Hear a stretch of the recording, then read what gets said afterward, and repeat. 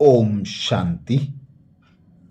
वर्तमान समय कलयुग अंत और सतयुग का संधि काल, पुरुषोत्तम परम कल्याणकारी संगम युग चल रहा है।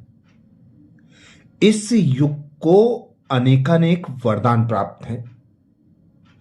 इसी संगम युग में साधारण मानव देवतुल्य बन जाता है। युग की महानता को समझना अनिवार्य है।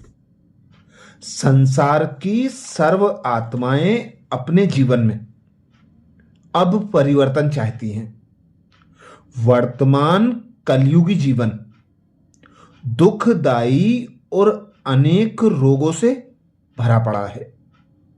कोई भी इंसान अपने जीवन में संतुष्ट नहीं है, अपितु सबके दिल की आवाज है कि ईश्वरीय शक्ति ही कोई चमत्कार दिखा सकती है, क्योंकि हर ओर पापाचार है, भ्रष्टाचार है, अत्याचार की अति हो रही है। भूमंडल पर भारत के उत्थान और पतन की अद्भुत कहानी है, जिसको जानना भी अति आवश्यक है। पूरा भूमंडल ही स्वर्ग भूमि कहलाता था। स्वर्ग में रहने वाली देवतुल्य मनुष्य आत्माएं सर्व गुणों से, सर्व कलाओं से संपन्न थी। प्रकृति के सभी तत्व सतोप्रधान अवस्था में थे। एक राज्य, एक धर्म, एक भाषा, एक कुल, एक मत, सब एक एक ही था। सभी सुख शांति समृद्धि से भरपूर थे। यहीं से सृष्टि रंगमंच पर जीवन यात्रा का आरंभ हुआ था, जबकि सब कुछ सतोप्रधान था। आहिस्ते आहिस्ते कालचक्र आगे बढ़ता गया। देव मानव सतो प्रधान से सतो, रजो और तमो में से तमो प्रधान तक पहुंच गए। 16 कलाओं से कलाहीन हो गए। संपूर्ण पवित्र सॉल्वेंट से विकार युक्त इनसॉल्वेंट बन गए। हीरे जैसा जीवन कोड़ी मिसल बन गया। ऐसे में सृष्टि के अंत समय में जगत नियंता परम कल्याणकारी परम पिता परमात्मा शिव निराकार ज्योतिर्बिंदु स्वरूप प्रकाश स्वरूप ज्ञान गुण और शक्तियों के भंडार परमात्मा इस धरा पर अवतरित होकर जीवन बंध से जीवन मुक्त में जाने का वर्षा दे रहे हैं, अर्थात सृष्टि के आदि मध्य अंत का ज्ञान दे रहे हैं। स्वयं का ज्ञान देकर हमें अपनी पहचान दे रहे हैं। संगम में ही शिव बाबा ने ईश्वरीय ज्ञान देकर आत्माओं को सुजाग किया है, अर्थात जगाया है। राइट रॉन्ग की समझ देकर अज्ञानता, अंधविश्वास और अधीनता से मुक्त होने की विधि बताई है। ज्ञान के खजाने से मालामाल बना दिया है। ज्ञान की रोशनी देकर सर्व बंधनों से मुक्ति की युक्ति बताई है।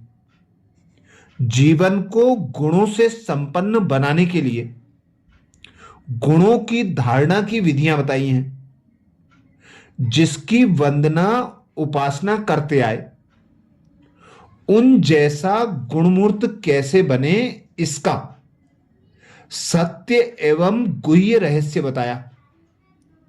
सर्व शक्तियों से सशक्त बनाकर व्यसनों से, विकारों और बुराइयों पर विजय प्राप्त करने के योग्य बनाया है। स्वयं के साथ बुद्धि का योग लगाकर परमात्म शक्तियों द्वारा मनोबल को ऊंचा बनाया। मास्टर सर्वशक्तिमान का स्वमान देकर ऊंचा उठाया। ऐसे गुण ज्ञान शक्ति संपन्न श्रेष्ठ जीवन बनाने के लिए इस कल्याणकारी युग में बुराइयों को समाप्त करने की विधि बताई। अच्छाइयों को धारण करना, जैसे प्रकाश का अभाव ही अंधकार है, ऐसे जीवन में आध्यात्मिकता द्वारा गुणों को धारण करेंगे तो स्वतः ही अवगुणों का समापन होगा, मूल्यों की धारणा हो जाएगी। आध्यात्मिक शक्ति के बिना मूल्यनिष्ठ जीवन या मूल्यनिष्ठ समाज की स्थापना नहीं हो सकती। मूल्यनिष्ठ जीवन को अपनाने के लिए आध्यात्मिक शक्ति अर्थात आत्म शक्ति और परमात्म शक्ति, ये दोनों जब मिलेंगी तभी रूहानी गुणों की खुशबू मानव जीवन में आ सकेगी।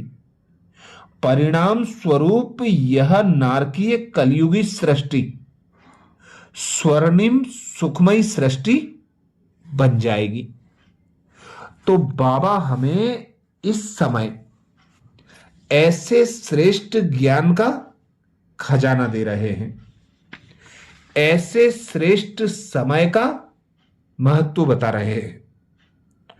उस महत्व को जानकर एक एक सेकेंड को, एक एक संकल्प, एक एक श्वास को सफल करना, बाबा की याद में रहकर विकर्मों को भस्म करना, सृष्टि चक्र का मनन चिंतन कर चक्रवर्ती राजा बनने का पुरुषार्थ करना, अंतमति सोगति हो, उसके लिए एक बाबा को ही संसार बनाकर, एक बाबा की याद में रहकर, एक बाबा की श्रीमत पर चलकर, एक बाबा से सर्व प्राप्तियां कर, एक बल एक भरोसे के आधार से स्वयं को संपूर्ण संपन्न बनाने का पुरुषार्थ करना है।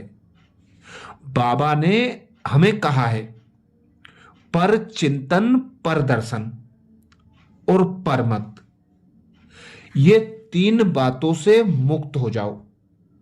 स्वचिंतन करो, बाबा की श्रीमत पर चलो, बाबा को और स्वयं को देखो, बाबा के ज्ञान का मनन चिंतन करो।